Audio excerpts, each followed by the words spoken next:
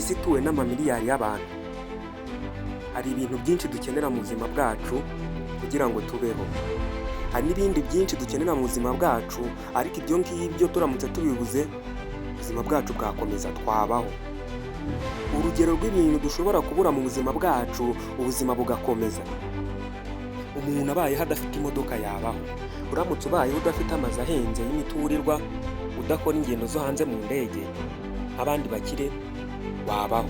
Ariko tutirengagije ko hari ikintu gishobora kubura mu buzima bwacu ntitubeho: ibiribwa. Ntabwo wakiyumvisha ukuntu ibiribwa bigenda bikabura mu gihugu cyangwa ku isi, abantu batuye ibihugu cyangwa abatuye isi bagahangayika ku rwego rukabije. Ibura ry'ibiribwa niryo ryonyine rishobora kubaho ku isi rigatera inzara n'amapfa. Ndaje mbabwire ku nzara zagiye ziranga iyi si yacu, zikaba ubukombe, ndetse bamwe bakajya babura imitungo yabo, abandi bakimuka kubera ikibazo cy'amapfa n'inzara byonyine. Wowe icyo usabwa ni ugukomeza kubana nanjye muri iki kiganiro gitoya. Ahagana mu 2200 mbere y'ivuka rya Yesu, nibwo hagaragaye inzara iramenyekana ku isi hose kubera amapfa akabije, kwicwa kw'abantu no gusenyuka k'ubukungu bw'ubwo bwami bw'icyo gihe. Si iyi nzara yonyine ivugwa, hari indi nzara yaranze isi ivugwa muri Bibiliya, iboneka mu Itangiriro igice cya 41.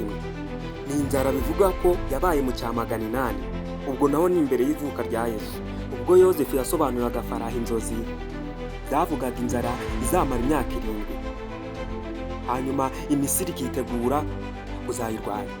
Gusa nta mibare nyayo igaragara cyangwa yerekana ko aba bantu bigeze bahitanwa n'iyi nzara. Usibye ko amapfa yatumye ibihugu byinshi bisenyuka, abantu benshi barapfa kubera inzara, abandi bapfa kubera indwara n'ibyorezo byari byadutse, abandi barimuka bajya gushaka ubuzima bwiza. Reka ibi tubiveho twigarukire muri Afurika. Reka tugaruke mu gihugu cya Misiri. Misiri ya kera ahagana mu 1200, naho n'imbere y'ivuka rya Yesu. Iyi nzara yo yatewe n'amapfa akomeye, yatumye habaho ibura ry'ibiribwa mu Misiri no mu bindi bihugu bicyegereye biri hafi yacyo.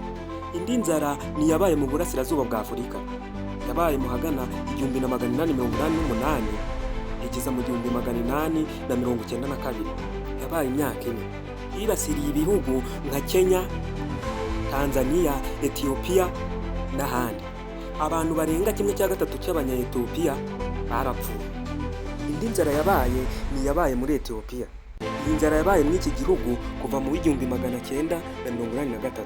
Iyo yabaye imyaka 2, kuko yagejeje mu 1985 irarangira.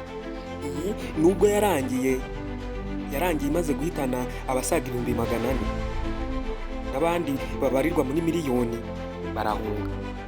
Indi nzara ya 4 ivugwa muri Afurika ni yabaye mu burengerazuba bwa Sahara.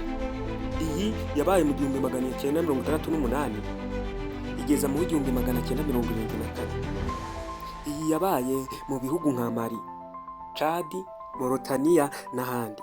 Indi nzara ni yibasiriye abanyasomaliya. Iyi ngiyi yabaye mu hagana mu 2011, yabaye umwaka umwe igeza mu 2012.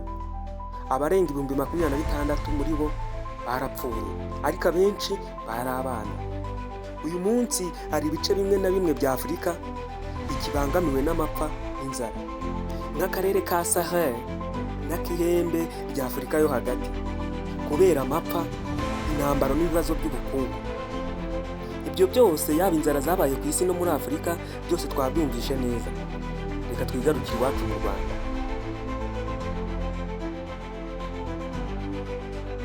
Hari inzara ziba zarabayeho mu mateka y'u Rwanda twumva nk'inkuru, cyangwa zarabaye imbere y'abakoloni. Inzara zizwi mu mateka y'u Rwanda hari nk'inzara yitwa Ruyaga. Iyi yabaye mu 1760 igera mu mwaka w'1780. Iyi yatewe n'amapfa yateye igihingwa cy'amasaka kubura.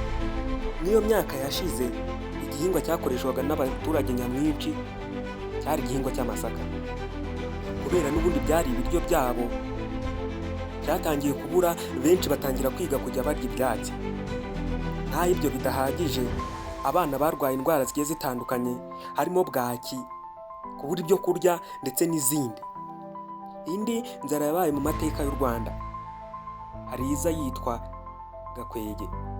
Iyi yabaye mu 1890 igera mu 1895. Iyi yabaye imyaka 5 yatewe n'ibiza n'indwara z'ibihingwa byangije imyaka. Indi nzara yabaye ni inzara izwi na benshi cyane cyane Abanyarwanda. Iyi yo yabaye umwaka umwe, yabaye mu ntangiriro z'umwaka w'1943. Iyi yagejeje mu 1944.